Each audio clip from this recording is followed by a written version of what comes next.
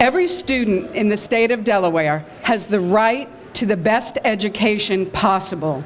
Every student, no matter their race, ethnicity, socioeconomic status, or special needs, deserves equal access to a high-quality education. This is why this morning, the ACLU and the Community Legal Aid Society Incorporated, CLASI, filed a complaint with the Office of Civil Rights at the U.S. Department of Education. In the complaint, we argued that the implementation of Delaware's charter school law has had a discriminatory effect on students of color and students with disability, and has significantly contributed to the resegregation of Delaware's public schools. Specifically, we claim that the State of Delaware and the Red Clay Consolidated School District, the two entities that authorize public charter schools in the state, are in violation of Title VI of the Civil Rights Act of 1964 and Section 504 of the Rehabilitation Act of 1973. The resegregation of Delaware schools is especially unfortunate because of our long history in the fight for school desegregation. We can justifiably be proud that the Delaware case included in the Brown versus Board of Education decision was the only case affirmed by the Supreme Court due to the visionary actions of Chancellor Collins Seitz, who ordered an end to legally enforced school segregation in the school under his review in 1952. And despite struggles over the ensuing decades, Newcastle County reached the height of integration efforts in the late 1980s and continued to have some of the most racially balanced schools in the U.S. into the mid-1990s. Today, that is not the case. Today, over 75% of the charter schools operating in Delaware are racially identifiable. High-performing charter schools are almost entirely white, while low-income students and students with disabilities are disproportionately regulated to failing charter schools and charter schools that are racially identifiable as African American and Hispanic, none of which are high-performing. Another result of the proliferation of charter schools is increased segregation in traditional public schools located in districts where charter schools operate. And when the impact of the Neighborhood Schools Act is considered, inner cities children have no good alternatives. They may attend a hyper-segregated traditional public school or a hyper-segregated charter school.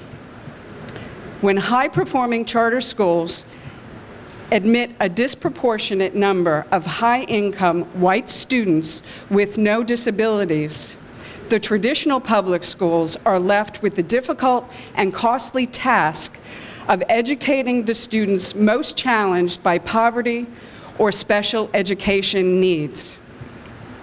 How did this resegregation, consolidation of students with special needs, and economic stratification come about? It has involved in large part from implementation of the Charter School Act of 1995, which allows state-sanctioned preferential treatment for families who are able to navigate the special requirements of charter school admissions. The charter school law allows a public charter school to have a 5-mile radius from which to choose its students, a system that gives priority to younger siblings of current students, and most importantly, schools may require that students have a special interest in the school's teaching methods, philosophy, or educational focus.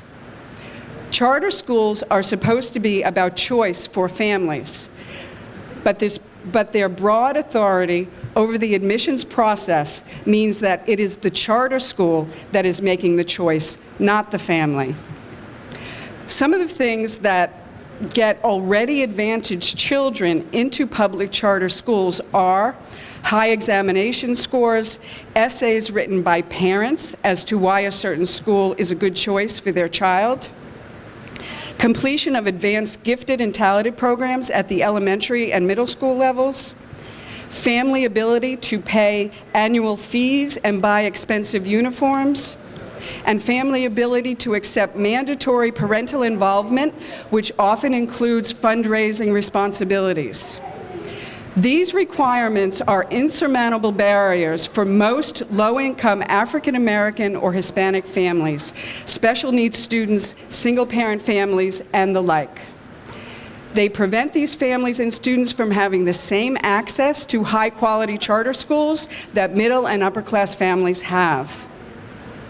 In order to remedy the current situation regarding the resegregation of Delaware public schools, the ACLU and CLASI urge the following: a moratorium on the authorization and opening of new charter schools until an effective desegregation plan has been implemented, utilization of a random opt-out lottery for charter school admissions, assurance that the cost of attending a public school is free and that parents are not required to or pressured to purchase uniforms or raise money for the school. Capping class size in traditional public schools at the same level as charter schools, and ensuring that total funding for traditional public schools is equal to that of charter schools. Providing additional funding to schools with a disproportionately high number of students of color, students with special needs, and low-income students, and ensure a plan that students with disabilities are recruited and reasonably accommodated in all charter schools. In conclusion, I would like to reiterate, every student in the state of Delaware has the right to the best education possible. Every student, no matter their race, ethnicity, socioeconomic status, or special needs, deserves equal access to a high-quality education. Delaware schools need to be desegregated once again. The power of choice should be with the student and the family, not with the charter school.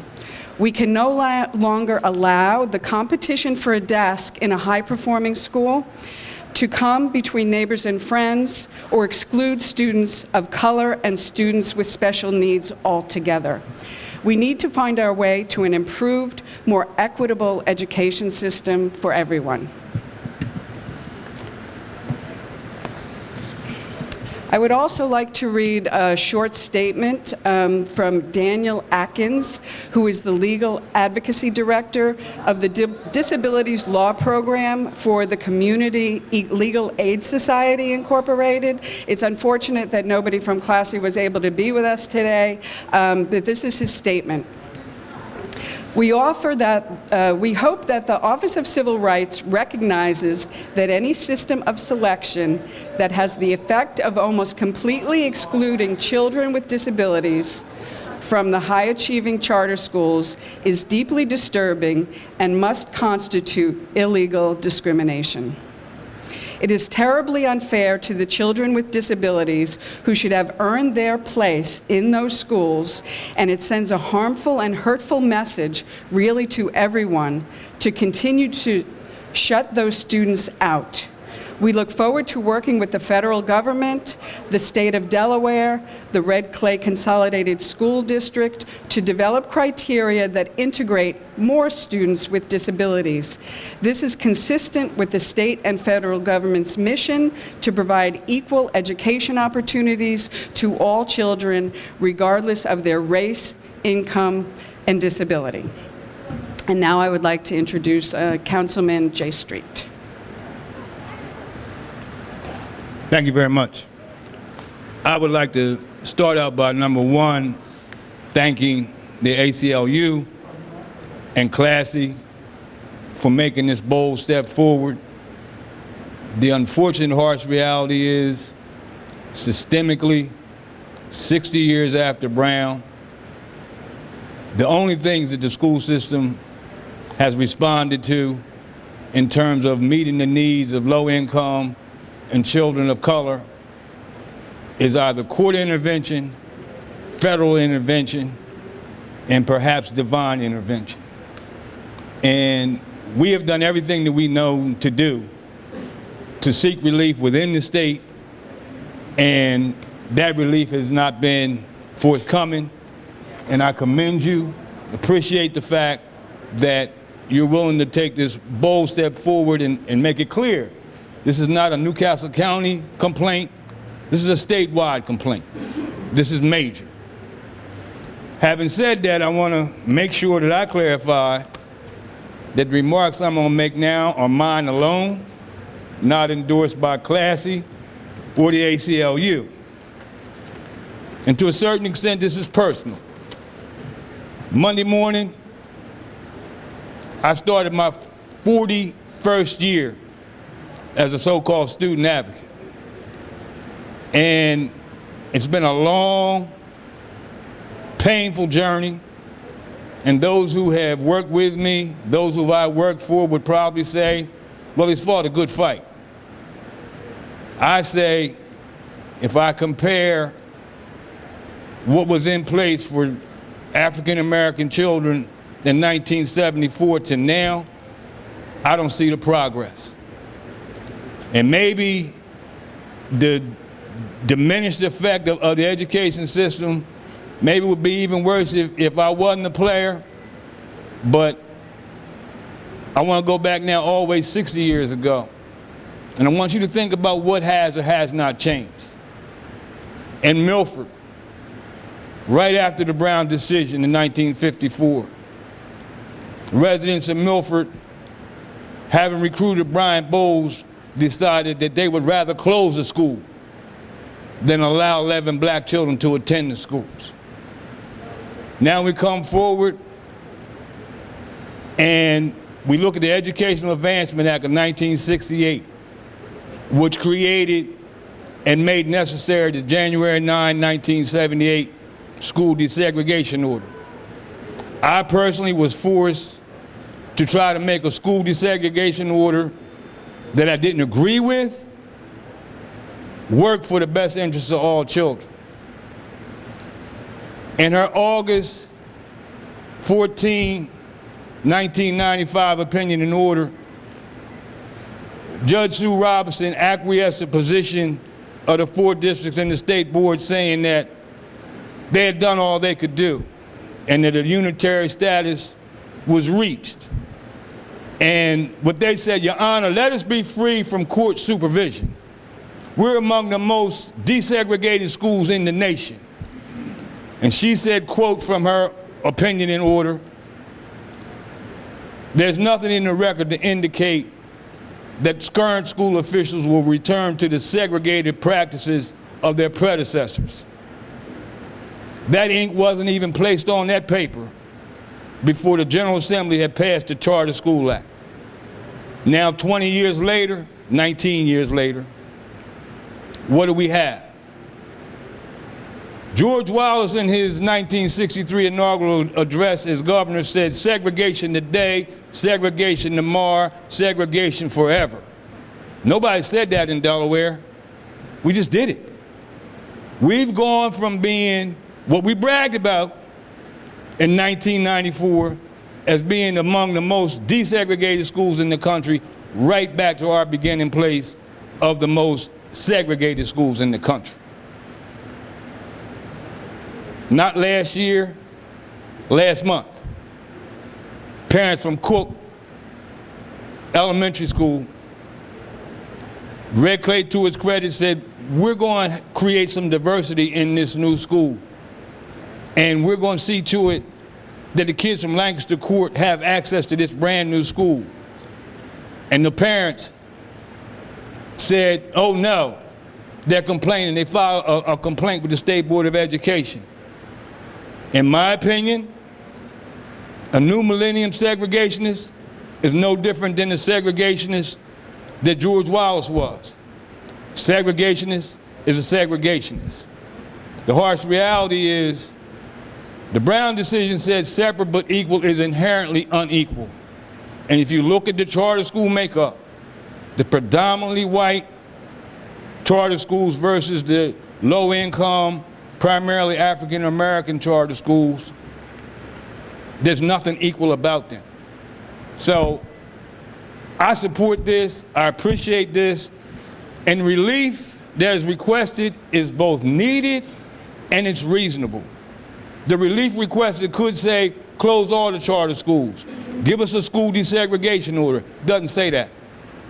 It says there shouldn't be any more, and it says, among those 6 things, the most important of which is to me, is provide the resources necessary to make those schools be able to function. Nobody's talking about closing anything, nobody's talking about taking anything away from anybody, but we've known since the Neighborhood School Act in 2000 and the recommendations of the Neighborhood School Committee, a weighted funding formula for high poverty schools. In my capacity as a former chair of the Delaware Black Caucus, I went to the governor, we went to the governor as a caucus and said, Governor, will you consider supporting a weighted funding formula for high poverty schools? Not at this time. It's not politically feasible, and we're going to rely on race to the top. Race to the top is done. Children are suffering irreparable harm as a result of the absence of funding. End of the day, it's about fairness and it's about money, and either we pay today or we pay tomorrow. And if anybody is naive enough to think that there's not a direct correlation between a failing educational system and the city of Wilmington having one of the highest crime rates in the country in terms of murders and shooting, is sadly mistaken. The kids who are shooting, selling drugs, and killing are not the honor roll students. They're not the charter school graduates. They're the pushouts and the dropouts who've been miseducated in these underfunded schools. I could stay all day, and I want to make it clear. I'm in my 41st year, and I really don't want to be in this arena that much longer. I don't want to be here any more than a lot of the school officials don't want me here.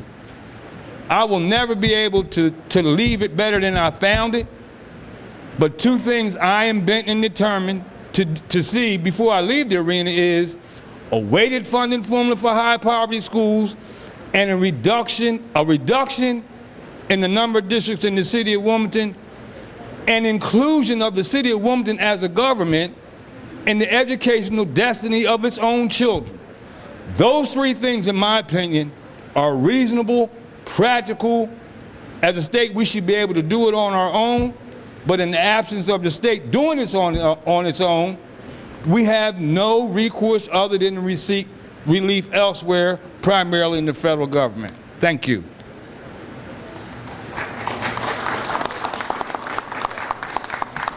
Thank you, Jay. Thank you, everyone. Thank you very much.